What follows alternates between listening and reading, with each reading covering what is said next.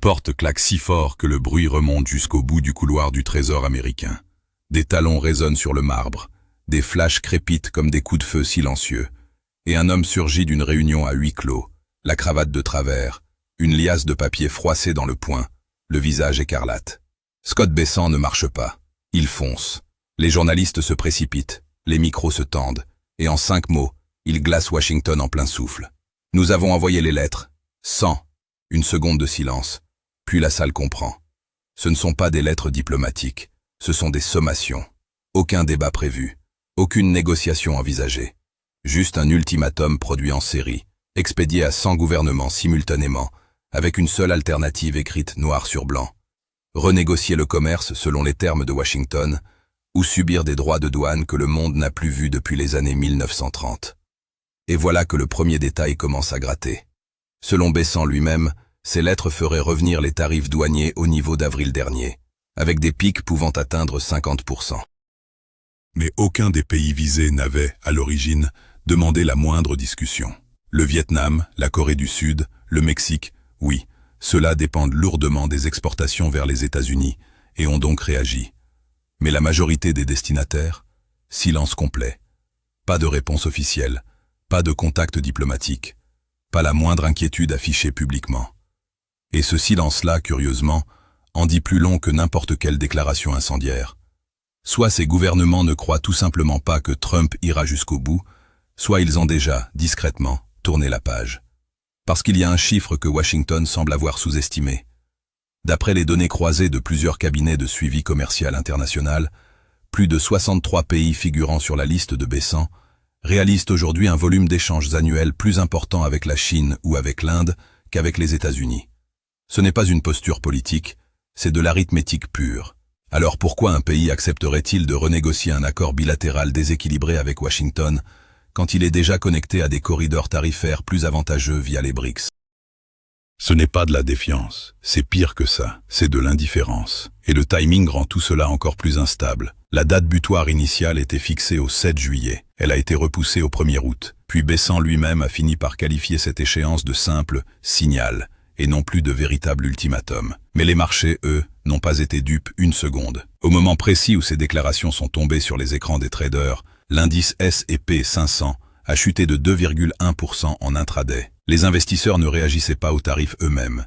Ils réagissaient au chaos qui les entoure. Un chaos qui inclut, quelques semaines plus tôt à peine, une réforme fiscale ajoutant 3 400 milliards de dollars au déficit américain, ravivant la peur d'une inflation nourrie par la dette elle-même. Plus aucune ligne rouge fixe, seulement des avertissements qui ne trouvent plus preneur, et des partenaires commerciaux qui ne décrochent plus le téléphone. Pendant ce temps, un second front s'ouvre, presque discrètement. Une nouvelle directive de Trump impose une surtaxe automatique de 10% à tout pays jugé aligné sur une politique anti-américaine liée aux BRICS. Sauf que ce terme, anti-américain, n'est défini nulle part. S'agit-il de dédollarisation, d'infrastructures communes, de mécanismes de règlement multilatéraux? Sous cette logique floue, l'Allemagne, alliée historique au sein de l'OTAN, pourrait techniquement être pénalisée pour avoir réglé des échanges commerciaux avec la Chine en yuans. Le Brésil pourrait, lui aussi, se voir infliger une double taxation pour sa participation à un futur programme de réserve d'actifs des BRICS, un mécanisme destiné à régler des échanges de matières premières, comme le pétrole ou le lithium, à travers un instrument commun, non adossé au dollar. Ce programme n'a même pas encore été lancé. Et pourtant, la menace, elle, est bien réelle. Ce n'est plus une ligne rouge tracée dans le sable, c'est une cible mouvante, peinte dans le dos de quiconque ose commercer en dehors du dollar. Et c'est là que surgit une ironie glaçante. Ce système commercial mondial que Washington cherche aujourd'hui à punir, c'est en grande partie Washington lui-même qui l'a écrit. L'OMC, le FMI, le réseau SWIFT, les accords de libre-échange bilatéraux, tout cela a été construit, financé et surveillé pendant des décennies par les États-Unis. Aujourd'hui, avec la formation d'un bloc financier séparé, ancré dans des règlements hors dollar et le commerce direct de matières premières, c'est le cadre même que Washington a mis en place qui se retourne contre son créateur. L'interdépendance qu'il a longtemps célébrée devient désormais sa propre contrainte. Prenons un instant pour vraiment mesurer ce qui est en train de se jouer. Parce que ce que Bessant présente comme une stratégie commerciale ressemble de plus en plus à une doctrine de confinement sans frontières définies. Ce n'est plus de la diplomatie, c'est un mariage forcé, avec un compte à rebours qui tourne et personne en face pour dire oui. Regardons les chiffres bruts, ceux qui ne mentent jamais. En l'an 2000, le G7 représentait 70% du PIB mondial. Aujourd'hui, à peine 43%. Et les BRICS, ils sont passés de 18% à 34%, une progression qui ne montre aucun signe de ralentissement. Selon les projections du Fonds monétaire international, la seule Chine pourrait représenter 19% du PIB mondial d'ici 2029. Et si l'on intègre les candidatures en attente, comme l'Indonésie, l'Égypte ou l'Arabie saoudite, une admission formelle d'ici 2026 porterait le bloc à plus de 46% de la capacité productive mondiale et à plus de la moitié de la production de minerais critiques de la planète. Alors, dans un paysage pareil, quel poids réel a une lettre tarifaire envoyée depuis Washington? L'administration américaine continue pourtant d'insister sur son levier ultime, la taille de son marché de consommation. Mais un levier, ça fonctionne dans les deux sens. Les importateurs américains dépendent chaque année de plus de 3100 milliards de dollars de biens étrangers, selon les données du Bureau du recensement des États-Unis. Et malgré des années de tensions tarifaires, la Chine reste la première source d'approvisionnement américaine en électronique, en batteries, en composants pharmaceutiques et en pièces automobiles. Alors oui, les tarifs de baissant vont probablement asphyxier certains exportateurs étrangers. Mais les producteurs américains, eux aussi, vont saigner, à travers la hausse des coûts d'intrants, la rupture des chaînes logistiques et des représailles qui ne sont plus hypothétiques. Ces représailles, elles sont déjà en cours. En 2024, le commerce entre la Chine et l'ensemble des BRICS a atteint 4600 milliards de dollars, dont environ 650 milliards uniquement pour les échanges bilatéraux sino-BRICS, soit une hausse de 5,2% en un an, selon le ministère chinois du Commerce. Et cela, malgré des signaux de récession en Europe, des taux d'intérêt élevés aux États-Unis et un ralentissement global de la demande. Alors, imaginez l'effet d'un simple réalignement commercial forcé sous la pression de nouveaux tarifs punitifs. D'un seul décret présidentiel, Trump pourrait pousser des alliés historiques des États-Unis à réorienter leur chaîne d'approvisionnement vers les BRICS, un basculement qui, une fois amorcé, ne se reverse presque jamais. Et ce basculement a déjà commencé. Plus de 37 pays ont formalisé des mécanismes de règlement en yuan depuis 2023, selon les agences de presse internationales. Le Conseil de coopération du Golfe vient d'autoriser des contrats pétroliers libellés en yuan. Le Brésil et l'Argentine règlent désormais plus de 40% de leurs échanges commerciaux avec la Chine en dehors du dollar américain. Ce n'est plus de la théorie. C'est un déploiement en cours, méthodique, presque silencieux. Le résultat de tout cela, un déclin modeste mais persistant de la demande mondiale pour le dollar. Et avec lui, un affaiblissement progressif de l'appétit pour la dette américaine. Les achats étrangers de bons du Trésor américain ont chuté de 289 milliards de dollars sur les 12 derniers mois. Les principaux acheteurs qui se sont retirés, les pays des BRICS et leurs partenaires proches. Les avoirs chinois en bons du Trésor ont, à eux seuls, reculé de 102 milliards de dollars, leur plus forte baisse depuis 2016. La raison est mécanique. Moins d'échanges libellés en dollars signifie moins de dollars à recycler dans les obligations américaines. La demande pour la dette s'effondre, le coût de l'emprunt américain grimpe, et l'effet boomerang commence à frapper l'économie qui l'a déclenché. Pékin, de son côté, ne se contente pas de se désengager. La Banque centrale chinoise accumule de l'or à un rythme soutenu, ajoutant à ses réserves plus de 70 000 onces 3, rien qu'au mois de juin, portant son cumul sur 8 mois à plus de 34 tonnes métriques, selon les déclarations officielles. Ce n'est pas une question de rendement, c'est une question de confiance. L'or ne porte aucun risque politique américain, aucun risque de sanctions, aucune menace de plafond de dette qui fait vaciller les marchés à chaque printemps. Et c'est précisément ce qui le rend si attractif pour les BRICS. Ironie ultime, ce métal que Washington avait lui-même démonétisé au siècle dernier devient aujourd'hui l'arme silencieuse que Pékin polit avec méthode. Même en Europe, des signaux inattendus apparaissent. Un fonds de pension ecclésiastique allemand, une institution profondément ancrée dans l'ordre financier occidental, vient d'allouer 50 millions de dollars à un fonds d'action chinoise basé à Hong Kong. Officiellement, la raison invoquée est l'exposition à une croissance technologique et industrielle sous-évaluée. Mais le poids symbolique de ce geste dépasse largement son montant. C'est une entité alignée sur l'OTAN, qui place son capital dans un marché que Washington qualifie lui-même d'adversaire stratégique. Pendant que Besant rédige ses ultimatums tarifaires, les BRICS absorbent, discrètement, méthodiquement, une partie du capital occidental. Si vous voulez comprendre ce qui se passe vraiment derrière ces manœuvres, abonnez-vous et laissez un like, parce que ce que je vais vous montrer maintenant change complètement la lecture de cette guerre commerciale. Les marchés, eux, ont déjà remarqué le glissement. Depuis le début de l'année, l'indice de Hong Kong, le Hang Seng, affiche une progression de 21,3%. Le S&P 500, dans le même temps, ne progresse que de 6,7%. Cela ne signifie pas que Wall Street s'effondre, mais cela révèle une diversification du capital mondial, un mouvement où les investisseurs commencent à intégrer, dans leurs projections, une instabilité fiscale et commerciale américaine devenue structurelle. Et quand la volatilité cesse d'être ponctuelle pour devenir permanente, le rendement ne suffit plus à rassurer.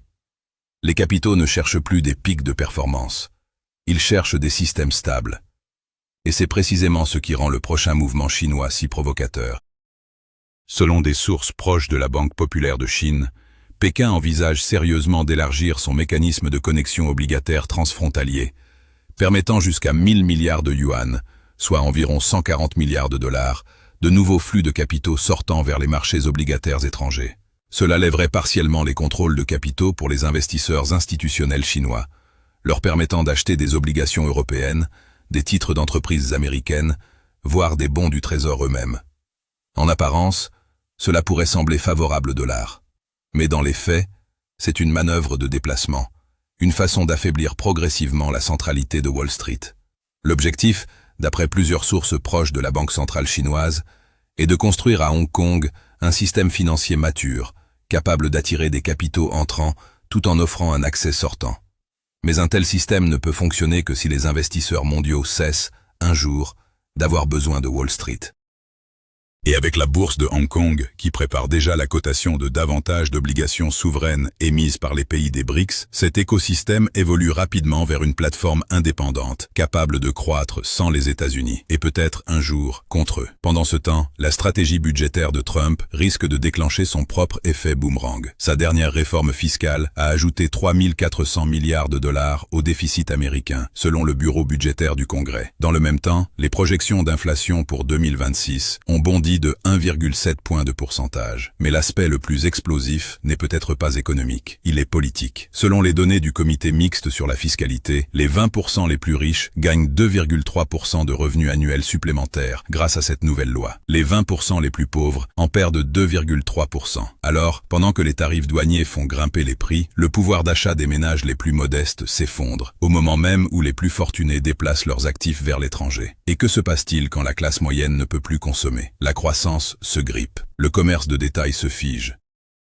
L'investissement des petites entreprises recule. Ce n'est pas une théorie abstraite, c'est le scénario des années 1970, rejoué avec de nouveaux acteurs sur une scène différente. Ajoutez à cela une inflation induite par les tarifs douaniers, estimée entre 15 et 20%, selon les projections de l'Institut Peterson, si les taux d'août entrent réellement en vigueur, et la pression sur les budgets des ménages pourrait rapidement devenir intenable. Et pendant que Washington resserre les taux sur sa propre population, les BRICS, eux, continuent d'élargir le crédit, d'assouplir leurs taux, de subventionner leurs échanges commerciaux internes. La contradiction est brutale, presque cruelle dans sa symétrie. D'un côté, un resserrement qui étouffe, de l'autre, un assouplissement qui absorbe. Et le dernier retournement de cette histoire est peut-être le plus vertigineux de tous. Ce basculement a peut-être été construit dans le laboratoire même qui a financé la mondialisation. Les États-Unis ont exporté les corridors commerciaux, les rails de paiement numérique, les alternatives au dollar, les modèles d'infrastructure, tout ce que les BRICS utilisent aujourd'hui pour les déloger de leur propre trône. Ce n'est pas un coup d'État, c'est un remix, patient, méthodique, presque invisible tant qu'on ne recule pas pour voir l'ensemble du tableau. Il faut, à ce stade, élargir encore un peu la focale, parce que cette confrontation ne se limite pas à un simple bras de fer entre Washington et une liste de 100 pays. Elle touche directement l'Europe, et donc, indirectement, chacun d'entre nous. La zone euro, coincée entre son alliance historique avec Washington et sa dépendance croissante au marché chinois pour l'énergie, les terres rares et les composants industriels, se retrouve sommée de choisir un camp qu'elle n'a jamais voulu choisir. Berlin exporte massivement vers la Chine. Paris négocie des contrats énergétiques qui échappent de plus en plus au dollar. Et pendant ce temps, Bruxelles observe, hésite, tente de ménager les deux blocs, sachant qu'un choix trop marqué dans un sens ou dans l'autre pourrait coûter des centaines de milliers d'emplois industriels. On se souvient encore du choc pétrolier de 1973, quand une décision prise à des milliers de kilomètres avait suffi à mettre l'Europe à genoux en quelques semaines. Ce qui se prépare aujourd'hui pourrait avoir une ampleur comparable, mais diffuse dans le temps, presque imperceptible, jusqu'au jour où la facture tombe d'un coup. Et il y a une autre dimension, plus discrète encore, qui mérite d'être posée sur la table. Ce jeu de pression tarifaire pourrait ne pas être uniquement une affaire de commerce. Il pourrait aussi être une manœuvre électorale interne, Une façon de démontrer, à quelques mois d'échéances politiques majeures aux États-Unis, une fermeté qui rassure une base électorale inquiète de la perte de statut international du pays. Si cette hypothèse est fondée, alors les 100 lettres envoyées par Besant ne sont peut-être pas d'abord destinées aux gouvernements étrangers. Elles sont peut-être avant tout destinées à l'électorat américain lui-même, un message de force projeté vers l'extérieur pour masquer des fractures internes bien plus profondes, celle d'une économie tiraillée entre une dette abyssale, une inflation qui repart et une classe moyenne à bout de souffle. Il ne faut pas non plus sous-estimer le rôle que pourrait jouer la technologie dans cette bascule. Les BRICS ne se contentent pas de construire des corridors commerciaux alternatifs. Ils investissent aussi massivement dans des systèmes de paiement numériques transfrontaliers, des plateformes capables, à terme, de contourner entièrement le réseau SWIFT. Si un tel système venait à maturité dans les prochaines années, la capacité de Washington à utiliser le dollar et le système bancaire international comme arme de sanction, cette arme qui a fonctionné contre l'Iran, contre la Russie, contre tant d'autres, pourrait tout simplement perdre de son mordant. Et un monde où les sanctions américaines cessent d'être redoutées est un monde où l'équilibre des forces change fondamentalement de nature. Alors, quel scénario se dessine réellement à l'horizon des prochains mois? Le premier, le plus optimiste pour Washington, verrait plusieurs pays du G7 et quelques alliés stratégiques céder à la pression, renégocier dans la précipitation et donner l'illusion d'une victoire tarifaire. Mais cette victoire serait probablement cosmétique, tant les liens commerciaux profonds avec la Chine et les BRICS resteraient, eux, largement intacts. Le second scénario, plus inquiétant, verrait un nombre croissant de pays ignorer purement et simplement les ultimatums, forçant Trump soit à reculer publiquement, ce qui affaiblirait sa crédibilité internationale, soit à appliquer des tarifs punitifs à grande échelle, déclenchant alors une spirale de représailles économiques capable de faire basculer plusieurs économies occidentales, dont la zone euro, vers une récession ouverte. Le troisième scénario, le plus structurel, et sans doute le plus probable si l'on observe la trajectoire actuelle, verrait une accélération continue, presque inexorable, de la dédollarisation, indépendamment des décisions américaines, simplement parce que les BRICS et leurs partenaires auront atteint une masse critique suffisante pour rendre le dollar optionnel plutôt qu'indispensable dans une part croissante du commerce mondial.